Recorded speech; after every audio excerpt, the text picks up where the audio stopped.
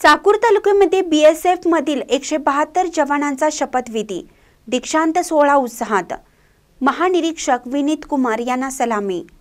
चाकूरच्या सीमा सुरक्षा दलात 44 आठवड्याचे खडतर प्रशिक्षण पूर्ण केलेल्या 172 जवानांचा शपथविधी व दीक्षांत सोहळा शनिवारी उत्साहात पार पडला। या जवानांनी महानिरीक्षक विनीत कुमार यांना सलामी दिली। हे जवान आता देशाच्या सीमा सुरक्षेसाठी सज्ज झाले आहेत।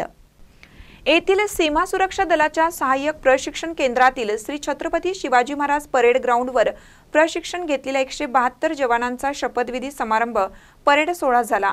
या परेडची सलामी महानिरीक्षक विनीत कुमार यांना देण्यात आली। परेडचे नेतृत्व हिमांशु यांनी केलं।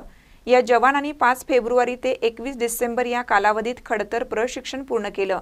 हे जवान महाराष्ट्र, हरियाणा, राजस्थान, बिहार व पंजाब या राज्यातील आहेत। प्रशिक्षण कालावधीत उत्कृष्ट कामगिरी करणाऱ्या जवानांना महानिरीक्षक विनीत कुमार यांच्या हस्ते पारितोषिके देण्यात आली। त्यात सोनपाल यांना सुवर्ण पदक आणि ट्रॉफी देण्यात आली। प्रशिक्षणानंतर त्यांना भारत-पाकिस्तान सीमा व्यवस्थापन, कायदा आणि मानवाधिकार आदी विषयांवरही प्रशिक्षण देण्यात आलं।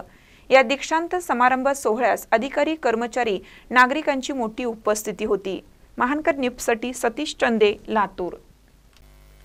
ताज्या बातम्यांसाठी महानकरेला सबस्क्राइब करा आणि बेल आयकॉनला क्लिक करा।